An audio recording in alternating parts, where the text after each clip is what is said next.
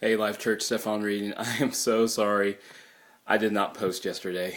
I actually came home and I sat on my couch and I didn't do anything. And as I slipped in and out of consciousness, there was something in the back of my mind that said, yeah, actually, I'm supposed to be doing something, and completely forgot. So I apologize. We're going to go post right now.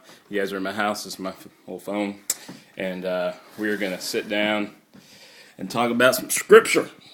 So let's see, the reading for yesterday was Isaiah 58, and I love this passage of scripture. This is so amazing. And so basically what's happening here is the nation of Israel, they are fasting for God. And so what it says in Isaiah 58, it says, "For day after day they seek me out. They seem eager to know my ways, as if they were a nation that does what is right and has not forsaken the commands of its God. They ask me for just decisions and seem eager for God to come near them." And so what God is basically saying through the prophet Isaiah, he's telling the people that, look, you seem like you're Christians. You seem like you're following me. You seem like you love me. But in actuality, your actions prove otherwise. So if you read through the rest of Isaiah, what's happening is the Israelites are trying to fast so that they can get God to do something for them. They're trying to fast so they can get God to do something and move on their behalf. So they think their fasting is actually going to cause God to do something.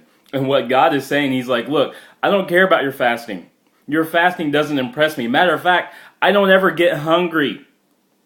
Your fasting isn't impressive, and your fasting isn't going to move me to action. What moves me to action, what actually starts to warm the heart of God, is people helping other people. So he goes on the list at the bottom of Isaiah 58. He says, is not this the kind of fasting that I've chosen? To loose the chains of injustice, to untie the cords of the yoke, to set the oppressed free, to break every yoke.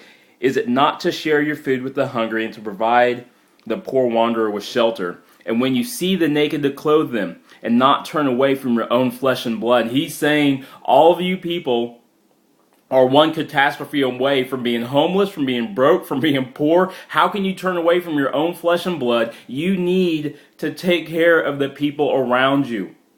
You need to take care of the people who are hurting. You need to take care of the people who have less than you do, because they are you. And if you do that, then your light will shine forth from the darkness and you will be healed. So my challenge to you today is this: as you start to look around you and you start to look at the other people in your life who are hurting. I mean, I know people out there right now, I know you're hurting.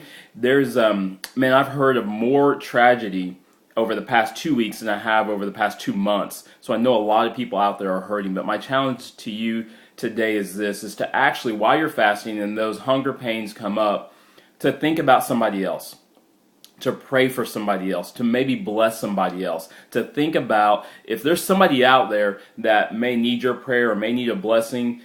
Do that, because in that time, when you start to bless somebody else, then you ultimately will be blessed. You will be healed. What you're going through, when you take your focus off yourself and you place it on somebody else, what happens is that you will begin to feel God's presence and you'll start to feel His healing hand in your life. So that's my challenge to you today. If there's somebody around you, reach out to them and bless them. So again, I'm really sorry. I should have posted this yesterday and I was lazy and forgot, and hope you all forgive me. Give me grace. Pray for me, since apparently I got a little bit of ADD when it comes to posting every day. So thank you guys so much. Love you, and talk to you soon.